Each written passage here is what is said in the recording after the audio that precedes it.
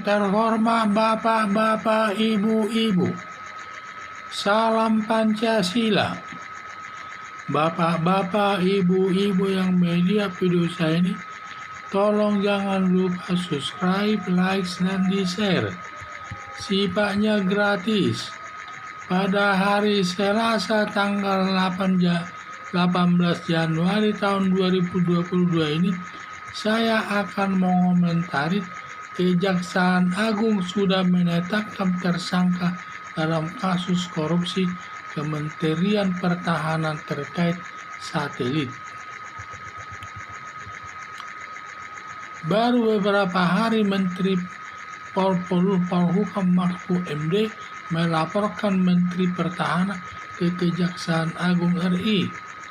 Kejaksaan Agung langsung memeriksa perkaranya dan diekspos atau disampaikan kepada peserta ekspos, dan semua peserta ekspos menyatakan sudah memenuhi minimal 2 alat buktinya, sehingga sudah ditingkatkan statusnya dari status tahap penyelidikan menjadi tahap penyidikan. Kalau sudah masuk tahap penyidikan, di mana penangkapan penahanan sudah bisa dilakukan, tim penyidik tinggal menetapkan tersangkanya, karena ada 11 militer yang terlibat dalam kasus tersebut.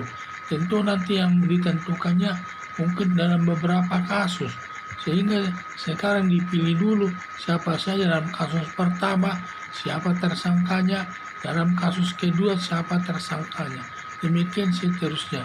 Yang paling bertanggung jawab atas kasus pembangunan satelit yang fiktif tersebut, di mana Kementerian Pertahanan juga yang paling bertanggung jawab atas kasus pembangunan satelit yang fiktif tersebut. Penyidik sudah menemukan kerugian negara hingga mencapai 1 triliun. Diduga Kejaksaan Agung menetapkan Prabowo Subianto sebagai tersangka yang paling bertanggung jawab semua yang berhubungan yang terkait dengan satelit yang dipakai Kementerian Pertahanan dan kerugian negara.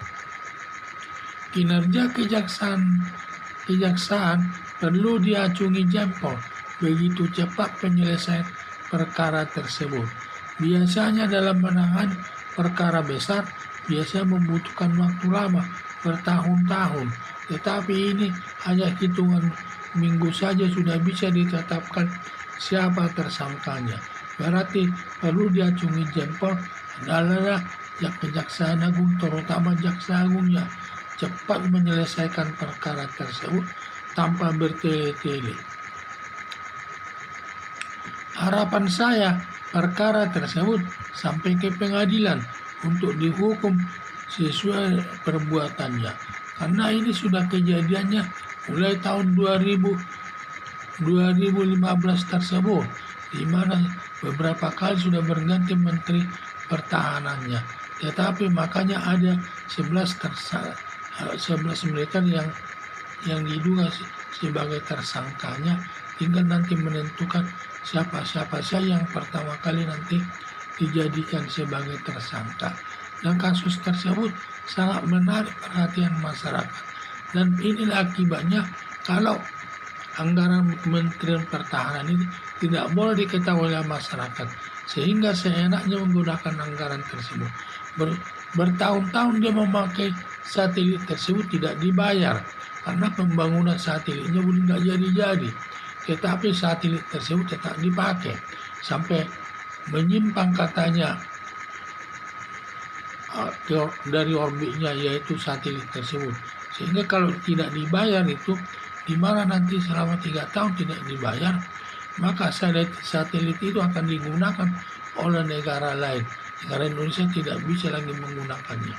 Banyak lagi tagihan-tagihan yang diajukan kepada pemerintah, sehingga jumlahnya hingga mencapai 1 triliun tersebut.